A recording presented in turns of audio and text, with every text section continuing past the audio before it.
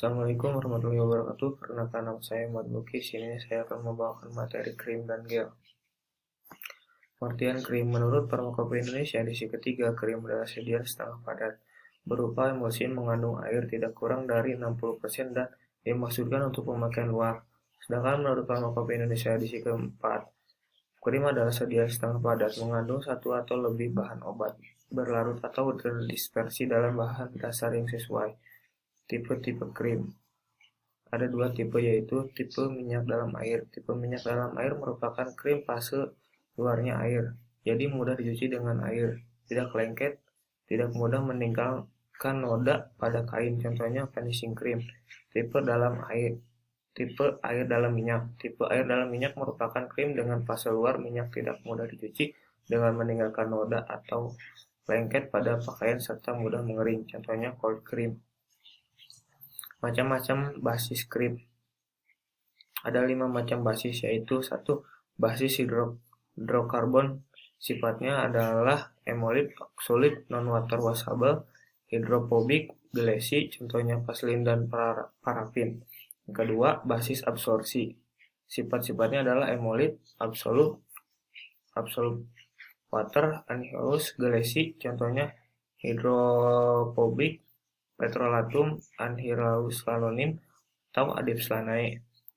Basis yang ketiga, basis absorpsi tipe minyak dalam air. Sifatnya adalah emolid, absolute, contain water. Some absorb additional water, glassy, contohnya lanonin, cold dan cold cream. Yang keempat, basis tercuci. Sifatnya adalah water washable, non-glassy, can be diluted with water, non-oxolate, contohnya hydrolytic ointment.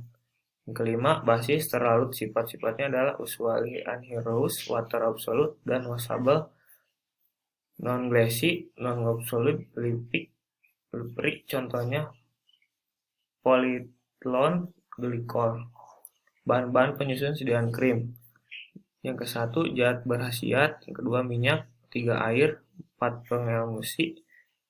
Yang kelima, zat tambahan yang digunakan yaitu zat pengawet metilparaben Nipag 0,12 sampai 0,8% dan peripol paraben atau Nipasol 0,02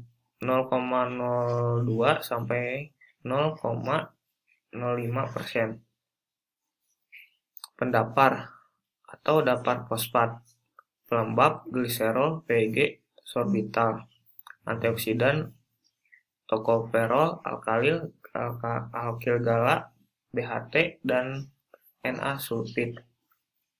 Prosedur pembuatan resep. Disiapkan alat dan bahan, dilelehkan basis lemak serta alba dan parafin solid dalam wacan penguap di atas tangas air. Ketiga, ditambahkan serbuk betametason ke dalam lemburan yang telah dipindahkan ke dalam mortir. Hangat, aduk, add homogen. Ditambahkan nipagin dan add des dalam mortir, aduk, add homogen. Yang kelima, dimasukkan ke dalam pot dan diberi etiket biru. Kelebihan krim: mudah menyebar rata, praktis, lebih mudah dibersihkan atau dicuci dengan air, terutama tipe minyak dalam air. Cara kerja langsung pada jaringan setempat, tidak lengket, terutama pada tipe minyak dalam air. Kekurangan: mudah kering dan mudah merusak, khususnya tipe air dalam minyak. Susah dalam pembuatannya, karena pembuatan krim mesti dalam keadaan panas. Mudah lengket, terutama tipe minyak dalam air.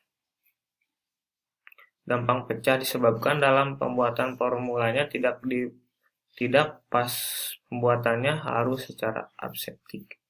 Pengertian gel.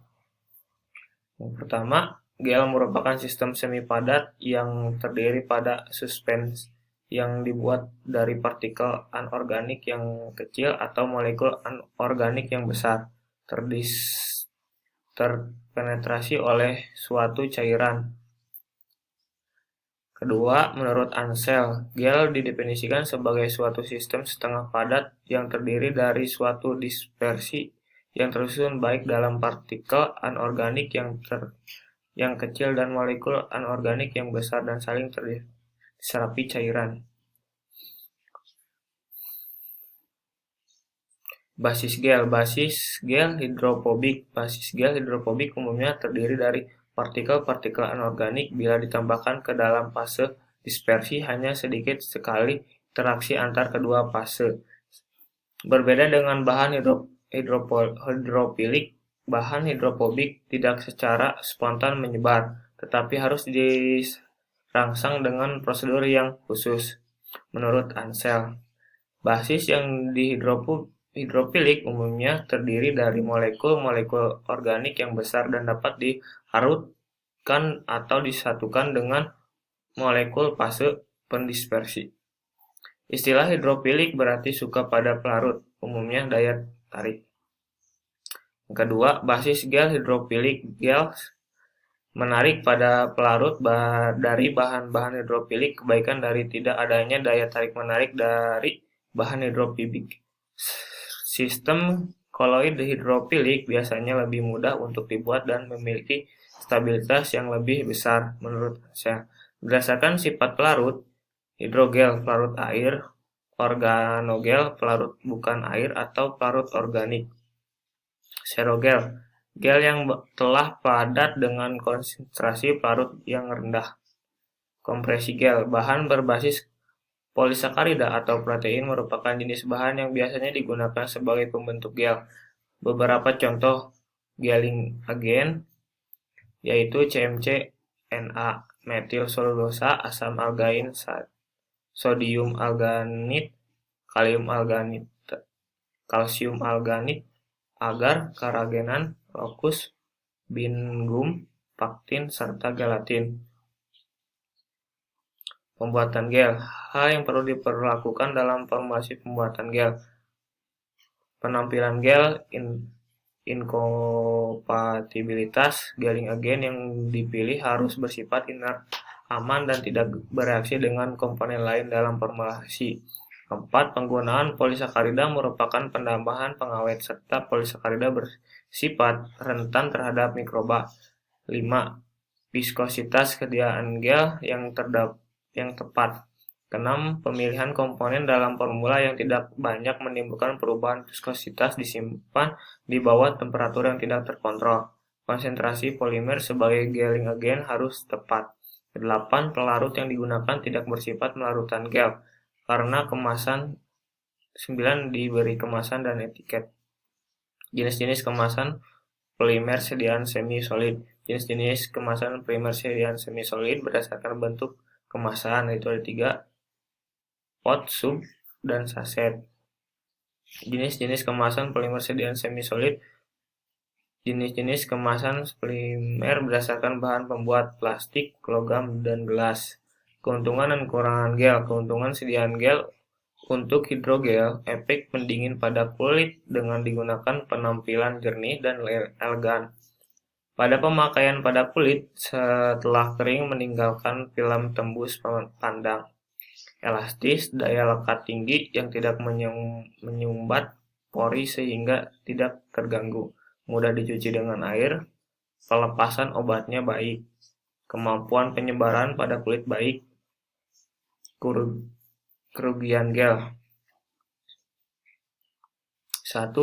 Untuk hidrogel harus menggunakan zat aktif yang larut dalam air sehingga diperlukan penggunaan peningkatan kelarutan serta surfaktan agar gel tetap jernih pada berbagai perubahan temperatur.